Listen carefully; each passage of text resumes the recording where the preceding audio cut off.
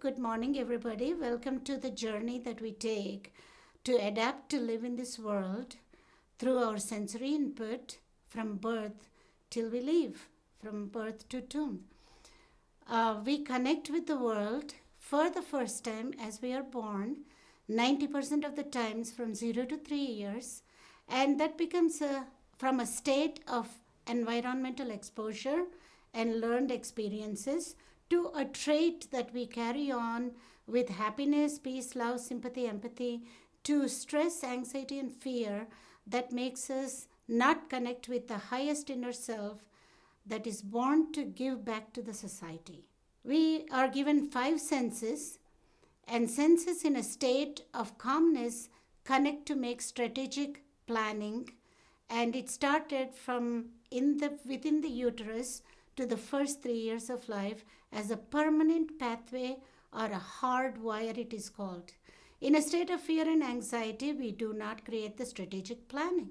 So bottom up, we connect from outside to inside. Our behavior is expressed after the second birthday, top down. There are 100 billion neurons we are born with that are like stars in the galaxy, and through the senses, they connect and take the sensory signal and learn to live and adapt to their environmental exposure to form a wire called as an axon. There are 100 billion cells. 250,000 cells per minute connect in a state of adaptation and reciprocity, love and compassion, and sense of security, and 10,000 connections per each cell.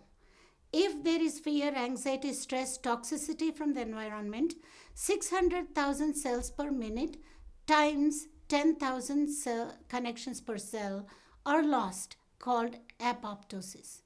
And there is a visual picture, if you could see from birth, those stars floating to the networks that they already formed. Normal brain connects from the brain stem in a hierarchical fashion from the hindbrain through the midbrain, through amygdala, uncus, limbic system to the prefrontal gyrus. We are the only ones in the creation who have this frontal lobe, the brain that sits on top of the eye sockets and it is enclosed, that is responsible for executive functions like memory, organization, processing, self-regulation, conceptualization, sequential reasoning, expression of emotions, and to self-control, self-efface. Otherwise, the animals also have the brain up to the amygdala system and the uncus that lives with the emotions. If there is toxicity, fear, anxiety from a threatening experience to the environmental toxicity, even through electronics, the brain does not do the hierarchical organization from the brainstem through the midbrain, through the limbic system to the prefrontal gyrus. In these missed connections are the learning hormone called as the dopamine, and to a certain extent serotonin for peace and happiness, and D3, D4 receptor deficiency, quantitative, that leads us to fall back on other things for happiness, do become responsible for learning disabilities, poor self-control, memory, organization, and learning disabilities and emotional deprivation. When a newborn is exposed to environmental stimuli, if there is a pleasant sound that goes to the brain, they connect 250,000 cells per minute to form a wire from outside to inside through the cochlear apparatus to the temporal lobe, the Wernicke's area that senses sensory signals for hearing. If the loud noises become loud and the pitch and the frequency is higher, or if it is unpleasant, they don't know how to cover their ears, they don't know how to run away from the stimulus, so they tune out, and that leads to 600,000 cells per minute to die down, and there is a loss of auditory cortex that can recognize sensory stimulus through the ears. And for the touch too, the infants are very sensitive. They feel the touch, they can feel the scent of the mother, they can feel the scent of the father, and they can feel the sensory adaptation to a smooth touch versus a harsh touch. And if there is no touch, as in inebriated condition or a depressed parent or a child who has been crying too much, who has not been picked up, that leads to deprivation. And that is shown in this PET scan where scopolamine was given when there was a right leg that was touched. When alert, there was sensory integration. When not alert, there is no sensory integration. And that is the result of neglecting a crying child who needs a gratification, but who needs to cry for 10 to 45 seconds and picked up for sensory gratification to feel that self-trust, worth, reciprocity, and adaptation. When a child is exposed to just a TV, although there is, or a media, or just looking at objects like flashcards, only the hindbrain, the occipital cortex, recognizes the sensory signal. But if there is a lexicon or a music or words along with the visual stimulus, the whole brain gets enlightened or sensitized, 250,000 cells per minute connecting. The most important thing here is when you listen, you connect to the frontal lobe that sits there, that is the seat of executive faculties in a child. When a child is exposed to different languages from one person changing into different languages, the thematic presentation to the brain doesn't take the signals, and there is a language delay. The language will not be picked up. But if one person speaks one language, another person speaks another language, there is a thematic presentation of concentric rings, so the child can become a linguist and develop 5 language acquisition. This is a presentation of a slide that shows what I've been talking about. There are 100 billion cells that are eager to connect with the world in a sense of adaptation and in a sense of reciprocity with the love and nurture and touch and music that makes them adapt to the world. By the 3rd month, if that child is, who is just learning to eat, excrete, and be picked up, develops happiness looking at a face, and that can be disturbed if there is a pathway where the child is not picked up for crying, and that is blocked, and there is already a depression that can start in a child, and they withdraw and they stop from crying. So a child should cry for 45 seconds maximum picked up, and the midbrain connections are shown by the 3rd month adaptation.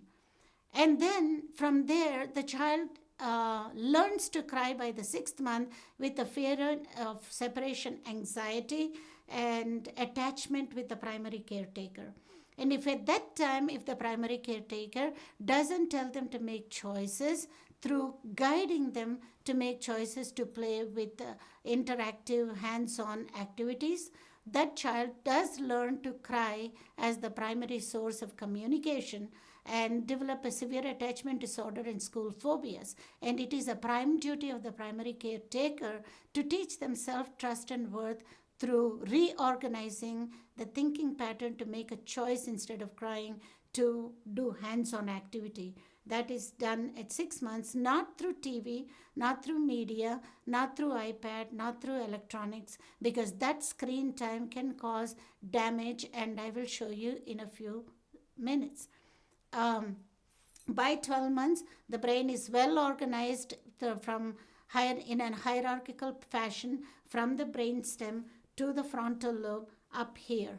There is an overlap if something is missing with the sensory withdrawal with the autism spectrum disorders, ADHD, emotional and learning disorders, memory, organization, sequential reasoning, auditory processing, sensory processing, everything, visual stimulation, everything is suffering. What are the main reasons for this toxic environment? One is electronics. Electronics, when they're exposing a child, there is a mini columns that are forming 250,000 cells per minute. Many mini columns become macro columns. Macro columns produce an axon that connects to the limbic system, to the frontal lobe, to the learning faculties. And what is happening with electronics is it is overstimulating the brains without forming a pathway when there is no face time and floor time by the primary caretaker for learning alphabets, numbers, visual spatial reasoning, auditory spatial reasoning by exposing them to the music. At a later age, it has a different impact. It is causing gray matter attrition, and the frontal lobe attrition is happening, and the limbic system with the addiction potential is taking over, causing teenage memory loss. There are 15 psychosomatic disorders that are approved by the American Psychiatric Association as internet addiction disorders, which includes OCD, memory loss, poor attention span, anger issues, poor management skills, ADHD, explosive temper. OCD is one of the things. We are dealing with this among 42 to 50% of the population by 15 years of age to 34 years of age. And that is the SPECT study from Linzhou that came out in 2014. And this is effect of screen exposure on the brain. And here is a PET scan, a SPECT study courtesy by Andrew Newberg. And I'm very indebted for the 0 to 12 month and the healthy brain and the abused brain PET scan studies from Harry Tuchigani and Andrew Newberg from University of Pennsylvania gave me these studies, permission to use them. What meditation does, we connect to the world with the right brain, and the right brain consciousness is disconnected with the left brain unless we suppress the right brain through meditation. Left brain is responsible for peace, love, communication, listening skills, and self-regulation. The right brain is for tempos, rhythms, math, and living in the world, adapting to the world. So right brain has to be stopped for a while to connect with the left brain, so the commands to the right brain go very well through meditation process. And meditation does cause nascent oxygen, which increases circulation to the brain. And it also causes an oxytocin release, which suppresses the stress hormone cortisol, which is responsible for rapid heart rate and all the ill effects of the stress, including the diabetes and the cancer. Now cancer is being considered as an immunological disorder from stress, and therapies are directed towards improving the immune system. Meditation and yoga techniques improve the CD54-53 and immune proponent chemicals in the brain as well as the immune system, and the natural killer factor is stimulated. Thymocytes are stimulated to kill the cancer as well as the viruses and the infections. So that is the property of the meditation. All in all, we have a responsibility to do touch therapy in a certain way with our infants from the birth, giving music from different directions so that recognize the signals in a state of adaptation, in a calmness, which comes from touch therapy. And when they flip over the tummy times, bicycling exercises to release the endorphins, and then when you roll them over, make an eye contact with a smiling face in a state of calmness, and then give the music coming from different directions, 2 o'clock, 8 o'clock. They develop a sensory discrimination of the spatial reasoning, which is good for mathematical processing. 3 o'clock another, 9 o'clock another music. If you don't change the musical tunes, the child has hardwired within 3 times, and then they tune out. We want them to tune in. 4 o'clock, 10 o'clock another music. And the eye contact is important. Bicycling exercise is important. Stroking movements, head to shoulders is very important. So this is 0 to 6 months. There is a different way to parent them. 6 months to prepare them for getting over separation and stranger anxiety, and sleep train them so that they are very secure in self-worth and depend upon self-trust. Teach them phonics with a hands-on, not through the iPad applications, because they need to have a procedural and declarative memory to learn things with a hands-on experience. And they have a more sensory integration when you put them in the hands and make an affiliation association with an object. An example, apple, orange, not a flashcard.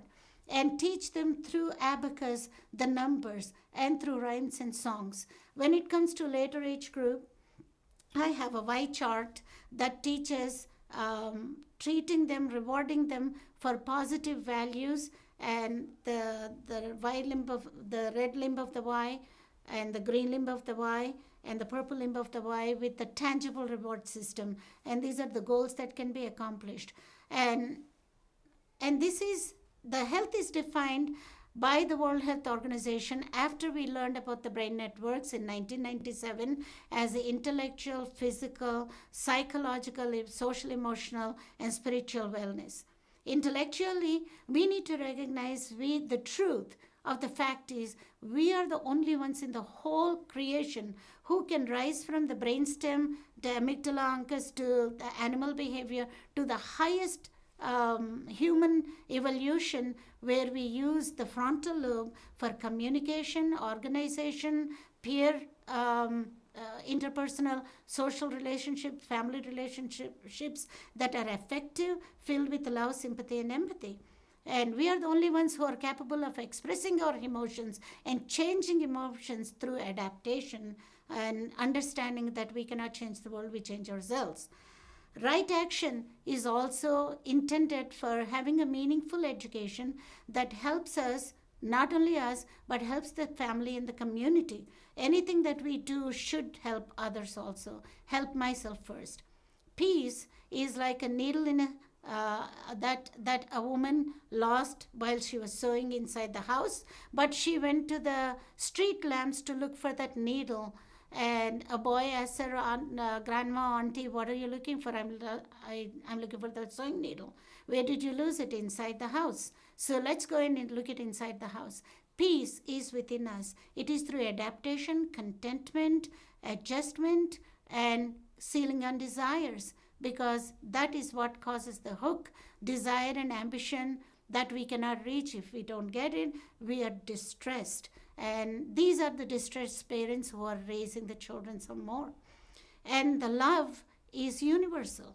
Love should give and forgive rather than get and forget. It is not hugging, it's not kissing, it's not money, it's not a reward. It is respect, mutual respect, service in action with a lot of love, sympathy, and empathy that is within us. It doesn't come from outside of us. First of all, we need to learn we are the human beings who are carrying the highest energy within us. So we need to respect ourselves with self-confidence and do every action to promote those short-term goals so we reach our long-term goals without disturbing others.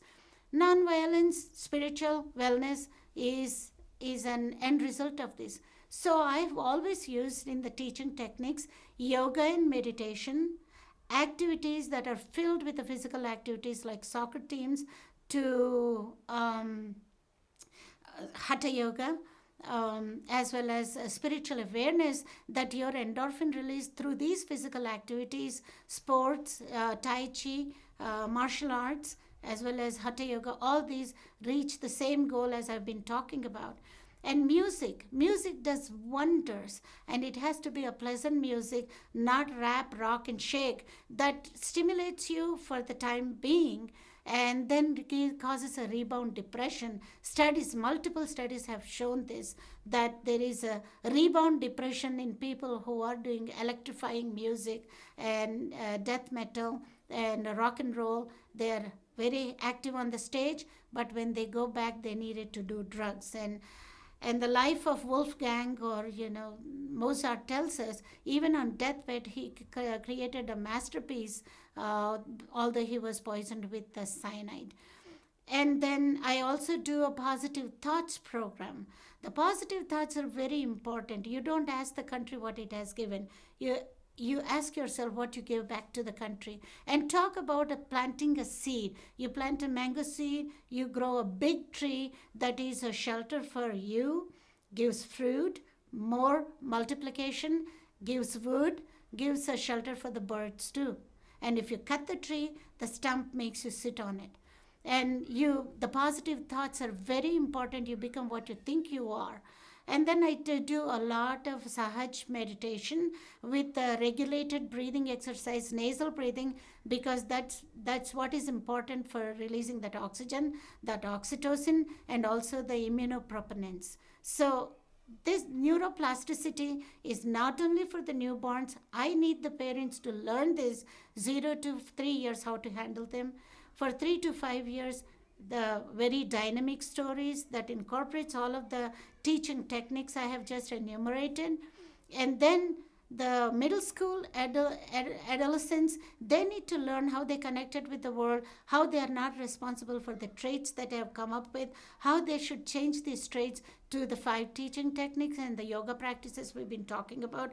Guruji has a wonderful Sudarshan Kriya Yoga that seems to cleanse a lot and increase some of these chemicals that help us. And besides the Sahaj meditation with the music. And then all the teachers, administrators, the judicial system should learn the facts about the neuroplasticity, which are being placed on the website